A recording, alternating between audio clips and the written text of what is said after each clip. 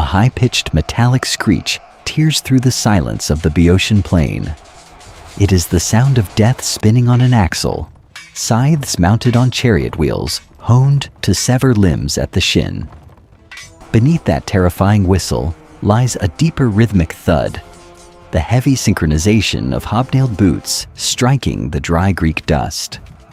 On one side stands a glittering host of 120,000 men, the army of King Mithridates VI, not the Poison King, who had recently ordered the execution of 80,000 Romans in a single day.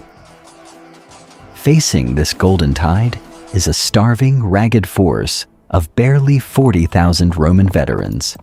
Their commander, Lucius Cornelius Sulla, is fighting a war on two fronts: the enemy before him and the government in Rome behind him that has declared him an outlaw. He has no money, no supply lines, and no hope of reinforcement. Defeat here does not just mean death. It means the total collapse of Roman power in the Mediterranean. Welcome back to World Chronicles. Today, we witness the collision of the East's infinite wealth against the West's iron discipline at the Battle of Chaeronea, 86 BCE. The sun reflects blindingly off the Pontic bronze shields, a visual weapon designed to break the nerve of lesser men. But Sulla brought something to this battlefield that the Eastern kings had never seen.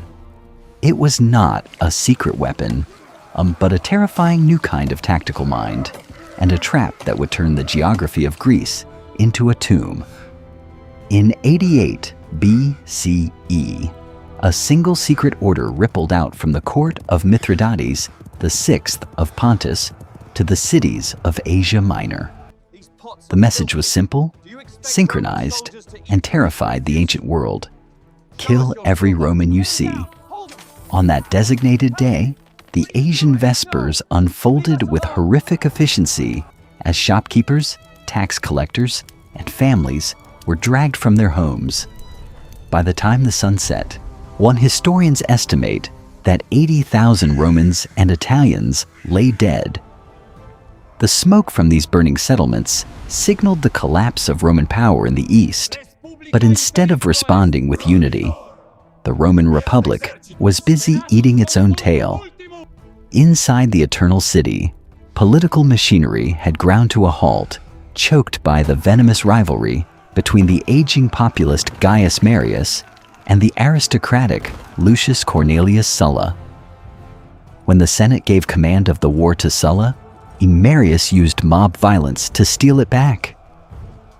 In response, Sulla did the unthinkable. He turned his legions around and marched on Rome itself, shattering the ultimate taboo of the Republic. He conquered his own capital to secure his command, but the moment his ships vanished over the horizon toward Greece, Rome turned against him again. His enemies retook the city, declared him a public enemy, and cut off his supplies. Sulla landed in Epirus, not as a conquering hero, but as a rogue general with a death sentence waiting at home. Driven by a cold, terrifying dignitas, he plundered the sacred temples of Greece just to pay his troops, stripping the gold from Delphi itself. He was fighting with a knife at his back and a sword at his throat. As the sun rose over the Cephissus Valley, the forces of Pontus illuminated a spectacle designed to shatter the Roman spirit before a single blow was struck. The Pontic commander Archelaus had marshaled a grand host of roughly 120,000 men, a terrifying amalgamation of the East's most lethal warriors. In the center stood the brazen-shielded phalanx, a dense forest of Macedonian sarissas, pikes 18 feet long held by men whose armor flashed blindingly in the morning light. Flanking them were wild Thracian peltasts and Scythian archers, but the true weapon of terror waited at the very front: 60 scythed chariots, and their wheels fitted with rotating razor-sharp blades, stood ready to mow through infantry like wheat. Facing this golden tide stood Sulla, with a force of barely 40,000 men. Yet, The difference was not merely in quantity, but in the philosophy of violence. Sulla's men were hardened veterans of the social war, professional killers who had spent years campaigning in the mud and blood of Italy. While the Pontic host relied on the rigid, an impenetrable wall of the phalanx to push enemies off the field, the Roman legions operated as a flexible machine. Each legionary stood behind a scutum, a heavy curved shield that covered him from chin to shin, gripping a gladius designed for the brutal intimacy of stabbing between ribs. Archelaus looked across the plain and saw a small, isolated force ripe for encirclement. He believed victory was a matter of mathematics. But Sulla had assessed the geography of the plain, and he prepared to counter the Pontic numbers with the two things Archelaus ignored, the terrain and a shovel. The plain of Chaeronea was a death trap for a smaller army. Flat, dusty, and wide, it was the perfect theater for Archelaus to deploy his greatest asset, the overwhelming weight of the Pontic cavalry and the speed of his scythed chariots. If Sulla fought a conventional engagement, the sheer width of the enemy line would wrap around his flanks like a constrictor snake. But Lucius Cornelius Sulla was not a conventional commander. Instead of resting before the slaughter, he ordered his men to dig. The dry air of Boeotia was filled not with the clang of swords, but with the rhythmic, gritty thud of iron pickaxes striking hard earth. On both flanks of his formation, the legionaries carved out deep trenches, 9 feet wide, transforming the open plain into a restricted corridor. To secure his position further, Sulla dispatched a detachment to seize the rocky slopes of Mount Thurium, denying Archelaus the high ground. As the sun climbed higher, baking the sweat and dust onto the skin of the waiting legionaries, the digging stopped. The trap was set.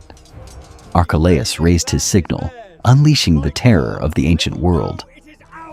The first line of the Pontic host surged forward, 60 scythed chariots designed to shear through flesh and bone. As the horses whipped into a gallop, the iron blades extending from their axles began to spin, creating a blurred whirlwind of death, accompanied by a high-pitched mechanical shriek. Against raw recruits, this psychological weapon might have caused a rout before impact. But Sulla had anticipated this shock tactic. He knew that a chariot relies entirely on momentum and the panic of the enemy. As the Pontic machines closed the distance, tearing up the earth in their fury, the Roman centurions barked a single sharp command. Now, with the precision of a machine, the legionaries stepped aside. The solid wall of Roman shields suddenly became a series of open lanes, wide avenues, created specifically to invite the chariots in. Confused by the sudden disappearance of their targets and unable to turn at high speed, the Pontic drivers were forced to funnel their horses into these gauntlets. As they thundered through the gaps, they were helpless. From the sides, legionaries thrust their pila into the flanks of the horses. Then came the sound that turned the assault into a disaster. At a synchronized signal, thousands of Romans began to strike their gladi against their scuda. The rhythmic, metallic thunder erupted across the front line, a deafening industrial roar that drowned out the commands of the Pontic officers. The horses, maddened by the pain and terrified by the alien noise, wheeled around wildly. The supposedly invincible weapon had been dismantled by discipline alone, and the wreckage of the chariots now plowed into the front ranks of Archelaus's own infantry, sowing chaos before the first soldier had even drawn a sword. The chariots were gone, reduced to splintered wood and dying horses, but the true weight of the enemy army now began its slow, crushing march. The bronze-shielded infantry, formed into a massive Macedonian-style phalanx, advanced like a siege engine made of men. On command, 15,000 frontline soldiers lowered their 18-foot sarissa pikes in unison. To the Roman legionaries standing opposite, the horizon suddenly disappeared, replaced by a bristling forest of iron points. The two lines collided with the dull, sickening thud of heavy shields smashing against wood and bone. This was the othismos, the shove. The Pontic phalanx pushed forward with the inexorable momentum of a bulldozer, driving the lighter Roman infantry back step by bloody step. But the battlefield itself began to conspire against the invaders. The dry Greek soil, churned up by the frenzy of 150,000 combatants, erupted into a massive, choking cloud of limestone dust. A thick, gray fog enveloped the melee, reducing visibility to less than 5 feet. For the rigid Pontic phalanx, which relied on strict visual alignment to keep its spear wall unbroken, this was a disaster. Officers shouted commands that vanished into the roar of battle, and files drifted apart in the haze. For the Romans, however, the dust was an ally. Fighting in flexible, independent maniples, they did not need to see the entire field. They only needed to kill the man directly in front of them. Under the cover of the dust cloud, Roman centurions led their men into the gaps, slipping past the dangerous pike tips to hack at the unprotected legs of the enemy. Yet, sheer mass began to tell. Sensing the stalemate in the center, Archelaus ordered his endless reserves to extend the line outward, wrapping around the smaller Roman force. On the Roman left, the line was buckling under the overwhelming weight. It was in this moment of crisis that Lucius Cornelius Sulla demonstrated the tactical genius that would later define the Roman way of war. Most commanders of the era were static, tied to a single position, but Sulla treated the battlefield as a chessboard. Recognizing the imminent collapse on his left, he galloped from the right wing, stripping cohorts from his reserve under the command of Hortensius and Galba, and personally led them across the rear of the battle line. As Sulla arrived on the left, the terrain finally snapped the trap he had engineered hours before.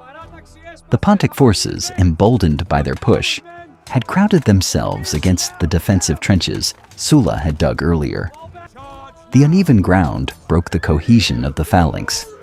A phalanx is invincible on flat, open ground, but the moment a gap opens in the wall of spears, it becomes brittle. Sulla thrust his reserve cohorts into these gaps. The legionaries stepped inside the reach of the unwieldy pikes, turning the Pontic advantage into a death sentence. The visual impact of the Roman standard, the Aquila, moving rapidly to the point of greatest danger, rallied the wavering troops. The men saw their general not safely in the rear, but amidst the dust of the killing zone. The momentum shifted instantly. The Pontic infantry, trapped between the advancing Romans and the impassable trenches behind them, lost their nerve. What had been a slow, grinding advance suddenly turned into a panicked crush. Archelaus had committed everything to the push, leaving himself no reserves to counter Sulla's lateral movement. The collapse of the Pontic line was not a gradual retreat. It was a catastrophic structural failure. Once the phalanx lost its cohesion, the long sarissas became useless lumber, entangling the feet of desperate men trying to flee. But Sulla had engineered this battlefield to be a tomb. As the Pontic forces turned to run, they found their escape routes blocked by the very trenches Sulla had dug to protect his flanks, and behind them, the unforgiving rocky slopes of Mount Thurium. The mechanics of the route took over. In ancient warfare, the true slaughter rarely happens during the face-to-face clash. It occurs when the formation breaks and backs are turned. The Roman legions, disciplined and merciless, advanced over the broken ground, cutting down the disorganized mob that had once been the grand host of Asia. Ancient sources, likely drawing from Sulla's own memoirs, claim that out of 120,000 Pontic troops, only 10,000 survived the day. The rest were driven into the trenches, trampled by their own cavalry, or pushed off the cliffs. Archelaus, the general who had commanded the wealth of the East, was reduced to a fugitive escaping in a small boat. In a display of supreme propaganda, Sulla later reported that while the enemy lost over 100,000 men, the Roman army had lost only 12 soldiers. While modern historians dismiss this figure, the strategic reality was undeniable. The Pontic force was annihilated.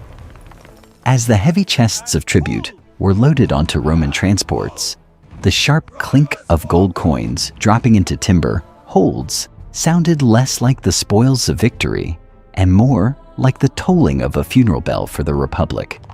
Sulla marched this immense wealth back across the Adriatic, not to the state treasury, but to pay soldiers who were now loyal to him alone, not the Senate. When he finally entered Rome, he did not bring peace. He brought the prescriptions, white tablets posted in the Forum, listing the names of political enemies marked for state-sanctioned execution. He had saved the Republic from a foreign king, only to crown himself its first dictator. The man who claimed the title, Felix the Lucky, he brought fortune to himself, but only iron and blood to his fellow citizens. If you want to see how Sulla turned his sword on Rome itself and shattered the Republic forever, please subscribe to our channel to relive heroic chapters of history with us.